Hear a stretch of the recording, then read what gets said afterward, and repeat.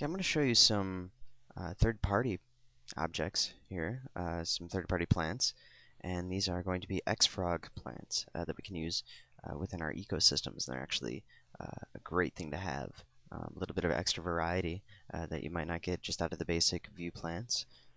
What I have loaded already into a collection is I have XFrog's European ground cover collection, or at least from the most part of it.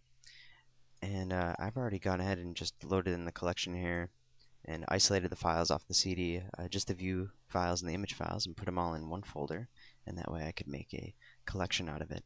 And these are actually really good objects. We'll just go ahead and load one in and take a look at it. And the view objects files are already provided on the DVDs that come with, so you don't really have to worry about assigning image maps and things like that for different file formats. The VOB format is on there.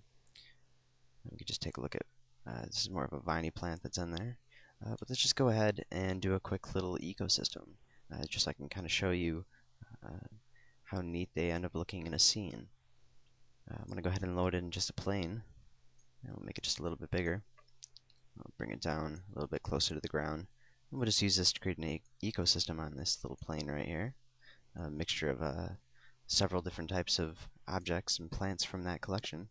First thing I'm going to do is load in the grass texture located under landscapes, just so we have a nice ground cover on our actual plane, so that in between the plants we can see a little bit of grass there, or at least a different color other than brown, or that sort of drab default color. The next thing I'm going to do is go and open up our material just by double clicking on it. We're going to assign an ecosystem to it. We're going to go over to the General tab. We're going to click Add Object.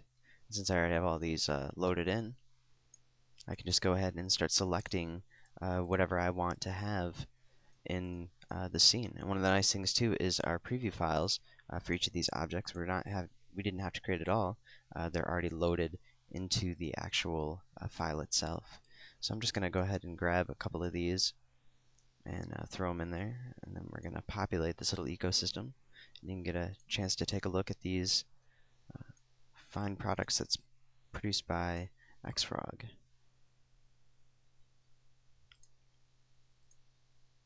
Oh, and make sure we're selecting object. And I believe these are also available on the Cornucopia 3D store, which you can download them, and you can buy them individually then. But I'm just going to show you a few here, and just selecting them at random. Because it's nice to have something a little bit different. Although we can't really use the solid growth technology with these, they are going to be pretty much the same object. There are different variations within each one. There's 3 different sizes, so we can load in different ones for that and add a little bit of variation.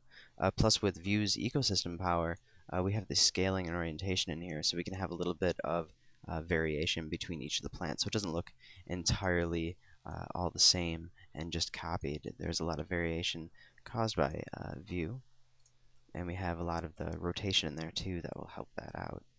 Just wait for that to load in. We've grabbed a bunch of different plants, and these are all ground cover plants, so they'll produce a pretty neat effect. And I'm just going to go ahead and hit populate. And it looks like our scale is actually set a little bit too high, but I'm going to up our density to about 74%, go to scaling, and I'm going to scale that down and hit populate. And we'll click OK. And now we can take a look at all of these different plants that we have in here, so that we can use any object to create an ecosystem. And this is a great thing to have, is plant objects where we can use and have them as a little bit extra. I'm going to go back in here and actually change our density to 100%, hit populate, just so we get a lot more plants in there. And it's something that looks pretty neat. And we'll just go ahead and render that so you can take a look and see how it all looks together. I'll bring this up to a final render it to screen at 640 by 480, and we'll take a look and see how that turns out. Okay, we can see our final render now, and you can see that it looks really nice. We got a nice variation of a bunch of different plants in here, and it looks highly realistic.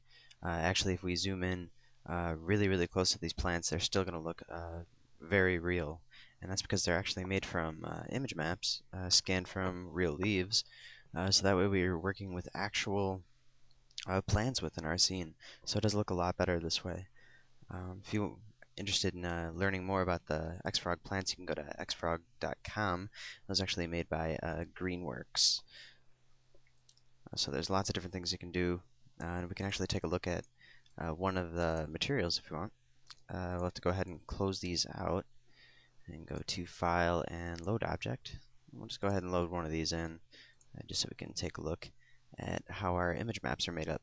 And there's 3 different image maps for these plants. So we'll go ahead and take a look, edit our function, and we can see that already that our texture map is real leaf, and then we've got a nice alpha map plugged into that. So we've got our transparency. You could also edit these yourself if you wanted to, taking different leaves from your own plants or your own scans and kind of edit these the way you want. Or you can use them because these are exact representations of certain plants, and you'll be able to do quite a bit with them. And I'm also going to mention that they are a bit render extensive because of the fact that they are real images. But one advantage to that is that we don't need texture anti-aliasing.